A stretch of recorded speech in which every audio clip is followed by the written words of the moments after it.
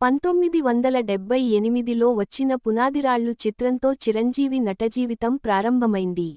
కాని అంతకుముందే ప్రాణం ఖరీదు విడుదలైంది. 1987లో చిరంజీవి నటించిన స్వయంకృషి చిత్రం రష్యన్ భాషలోకి అనువాదమై మాస్కో అంతర్జాతీయ చలనచిత్రోత్సవంలో ప్రదర్శింపబడింది. ఈ చిత్రానికి గాను చిరంజీవి 1988 ఇండియన్ ఎక్స్‌ప్రెస్ ఉత్తమ నటుడిగా, ఆంధ్రప్రదేశ్ ప్రభుత్వ నంది బహుమతి అందుకున్నాడు. అదే సంవత్సరంలో 59వ అకాడమీ అవార్డుల ప్రధానోత్సవానికి భారత ప్రతినిధుల్లో ఒకడిగా వెళ్లాడు. 1988లో చిరంజీవి సహా నిర్మాతగా వ్యవహరించి నటించిన రుద్రవీణ చిత్రం జాతీయ సమగ్రతను బోధించే ఉత్తమ చిత్రంగా జాతీయ బహుమతి అందుకుంది. 1992లో కె. రాఘవేంద్రరావు దర్శకత్వంలో చిరంజీవి నటించిన ఘరానా మొగుడు చిత్రం 10 కోట్ల రూపాయలకు పైగా స్థూల వసూళ్లు సాధించి తొలి తెలుగు చిత్రంగా నిలిచింది. ఈ చిత్రం 1993లో జరిగిన భారత అంతర్జాతీయ చలనచిత్రోత్సవంలో మెయిన్ స్ట్రీమ్ విభాగంలో ప్రదర్శింపబడింది. ఈ సినిమాతో చిరంజీవి భారతదేశంలో అత్యధిక పారితోషికం అందుకున్న నటుడిగా జాతీయ వారపత్రికల ముఖచిత్రంపై ఎక్కాడు.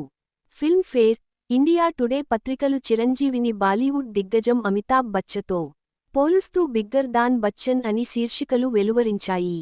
ది వీక్ పత్రిక చిరంజీవిని ది న్యూ మనీ మెషీన్గా అభివర్ణించింది. 1992లో వచ్చిన ఆపద్బాంధవుడు సినిమాకు 1.25 కోట్ల రూపాయల పారితోషికం అందుకున్నాడు. అప్పటికి అది భారతదేశంలో ఏ నటుడూ తీసుకోనంత పారితోషికం. 2002లో భారత కేంద్ర ప్రభుత్వ ఆర్థిక శాఖ 1999 నుండి 2000 ఆర్థిక సంవత్సరంలో అత్యధిక ఆదాయ పన్ను చెల్లింపుదారుగా సమ్మాన్ పురస్కారాన్ని ప్రకటించింది. 2006లో IBN నిర్వహించిన సర్వేలో తెలుగు చిత్రపరిశ్రమలో అత్యంత ప్రజాదరణ పొందిన నటుడిగా గుర్తించింది. 2013లో చిరంజీవి పర్యాటక శాఖ, సమాచార ప్రసార మంత్రిత్వశాఖ సంయుక్తంగా నిర్వహించిన ఇన్క్రెడిబుల్ ఇండియా ప్రచారాన్ని 66 కేన్స్ చలనచిత్రోత్సవ వేదిక మీద ప్రారంభించాడు.